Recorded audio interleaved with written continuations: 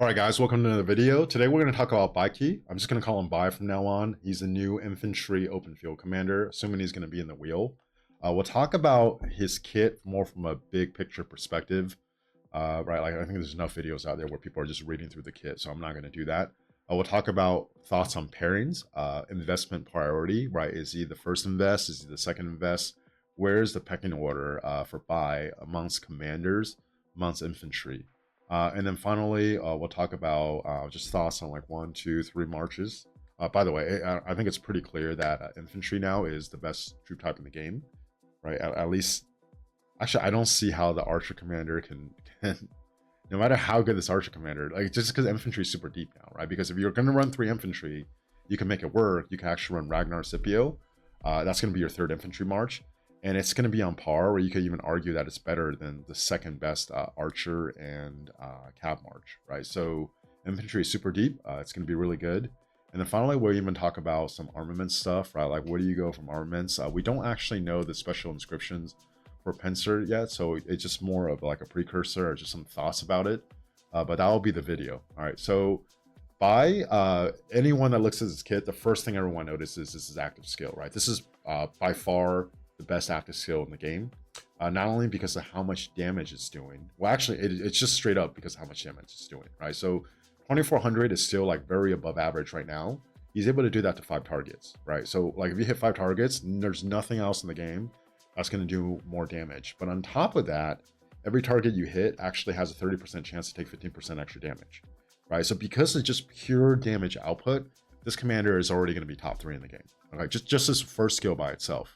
Right now, the rest of his kit actually is okay. It's like not that great, but it's okay, and we'll go over why. Right. So this commander, if I have to talk about his role, he's just a straight damage dealer. He's very, very squishy. The only defensive capability on this commander is 10% health, right? And it really comes from his 2nd skill, right? 10% health right there. And then what's unique about Bai is that when the target you're hitting gets lower and lower in troop count, right? So essentially, the way they're calculating it is a percentage of what you started out with, or basically as the march gets to yellow and then especially red, Bai is going to be doing more and more damage because of 2 things. All right, this malice, think of it as something, or the stacks you're saving up.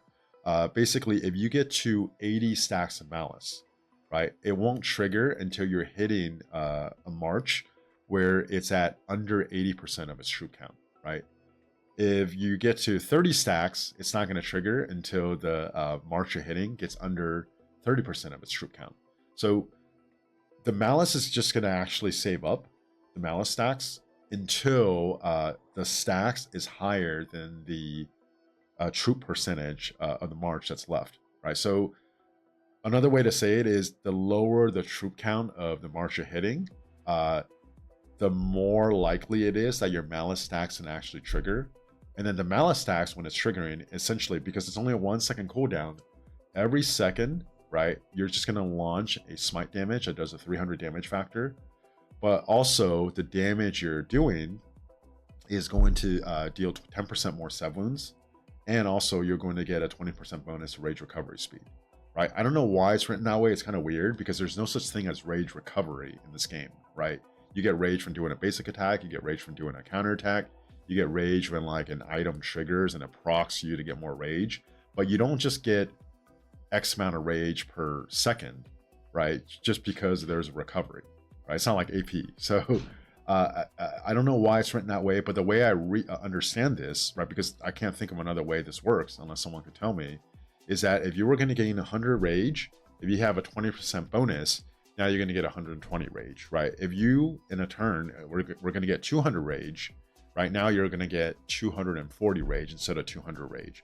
That's where like the 20% bonus, at least that's what it means to me, right? I wish they wrote it differently, but like rage recovery speed, any other way just doesn't really make sense to me, because there's just no such thing as rage recovery in this game, okay? So when this malice is triggering, when is it most likely to trigger, right? Like, 1, you need a high enough stack, but also you need the march that you're hitting to have low enough of a troop count percentage, right? So it really starts triggering the lower the march you're hitting gets.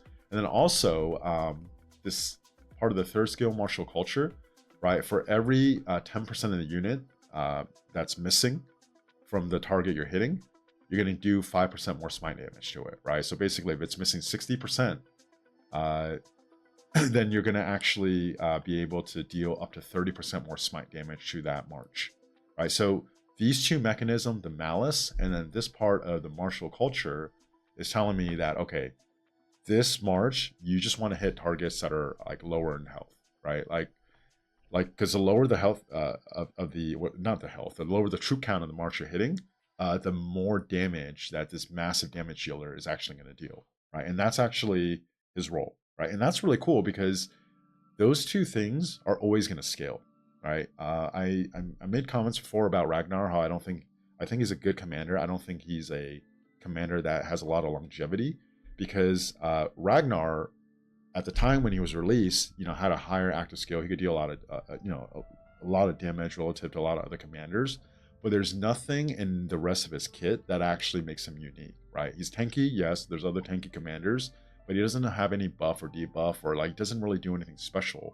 Whereas like this commander is, he's always going to actually scale with even better commanders in the future because his role is to amplify damage as a march gets lower and lower in troop count, right? So like that will have a little bit more longevity than a commander that's just like a lot of stats, like good damage for at the time, but nothing that scales with the future. Okay, so having said that, how good do I think this commander is, right? Like just the active skill alone, because of how much damage it does, he is either the second or third best commander, right? Do you put him ahead of Arthur, or do you put him behind Arthur?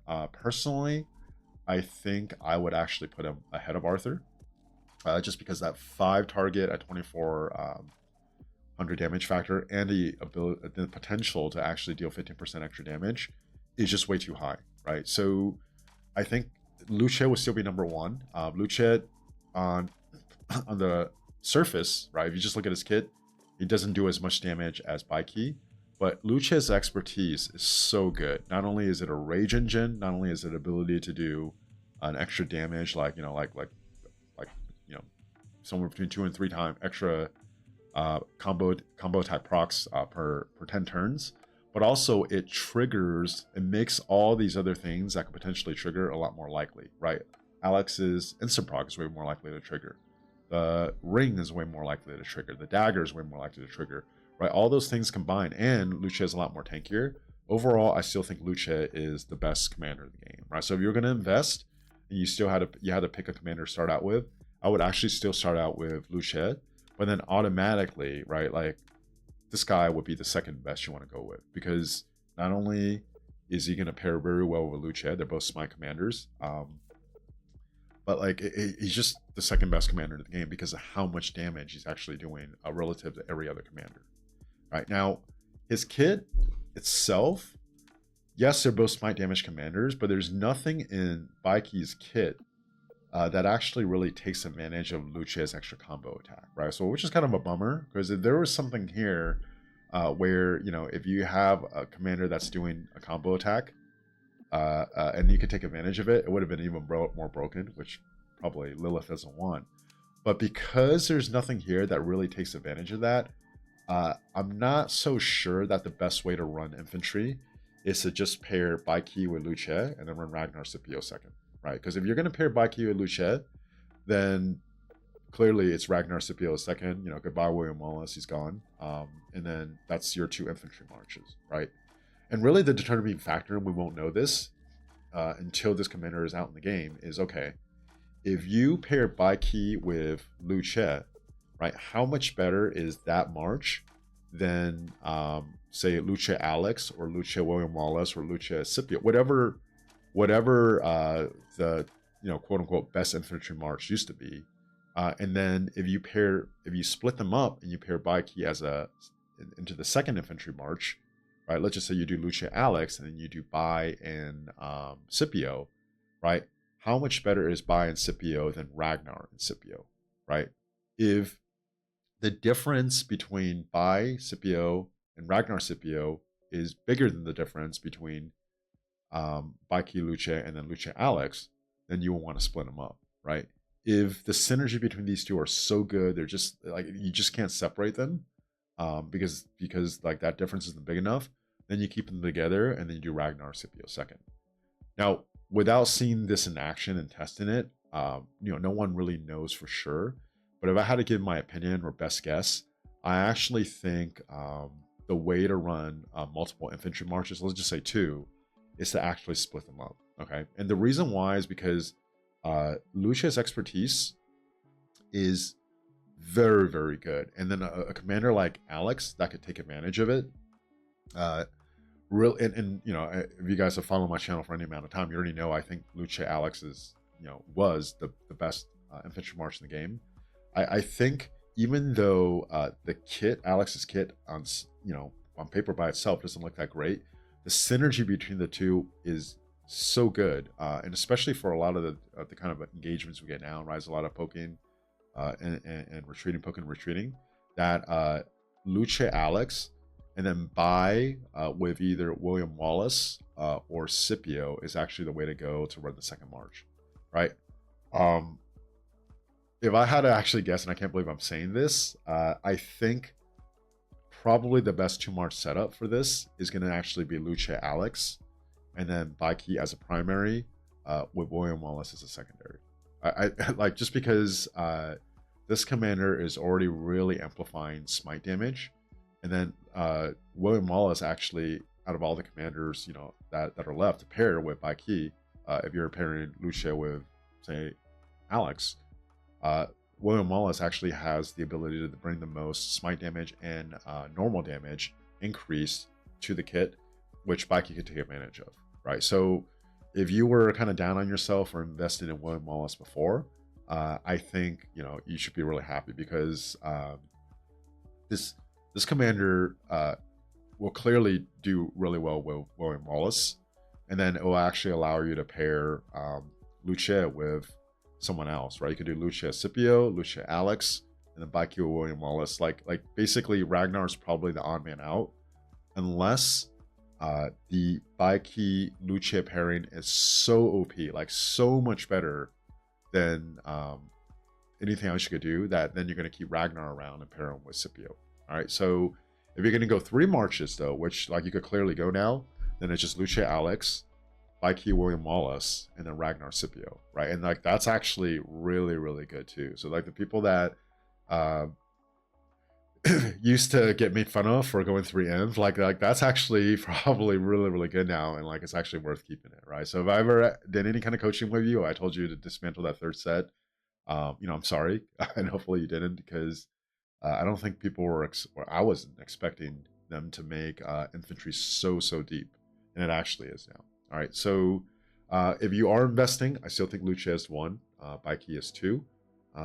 If I had to take a guess, and I want to actually test this, right? I want to test Bai Qi and Lucia together versus Lucia and Alex, and then see the difference between the two, and that'll actually help me determine, do I want to do Bai Qi and Scipio, because I don't have William Wallace, or do I want to do Ragnar and Scipio? Okay, that's kind of like my thoughts on where I'm going to go as far as the pairing. As far as actual armaments, if you are going to split them up, right? So if you are going to split Bai Qi and Lucia up, it's probably you're just going to run Arch for both of those, right? Like if you're doing Lucia Alex, you're doing Pincer or Arch is going to be better, right? If you're doing Bai Qi and William Wallace, there is a world where maybe Pincer can be better, but it really depends on the special inscription. But if it's not like the special inscriptions aren't like too broken, then it's not that much of a difference between Arch or Pincer for Bai Qi and William Wallace. Now, if you're going to run Bai Qi and Lucia together, I think that it's most likely, pretty strongly, that Pincer is going to be like better than Arch. It's going to be so much better that you want to spend almost $800 to switch 4 special inscriptions over, to be determined. But if you had to just if you could start over, you could pick whatever. Pincer will probably be better if you're going to keep those two together. I'm not sure that the best play for 2 Inf is actually to keep those two together, and then run Ragnar Scipio right now. My feeling is it's probably not. And then until we see testing, I don't think anyone actually really knows. All right, so that's my initial thoughts on Bai Qi. Very good commander. Definitely a must invest for anyone. I just still think Lucia is going to be first, and this guy will probably be second. All right. If you watch all the way to the end, you haven't yet, please like and subscribe to the video. Again, thank you guys for watching, and I'll talk to you guys next time.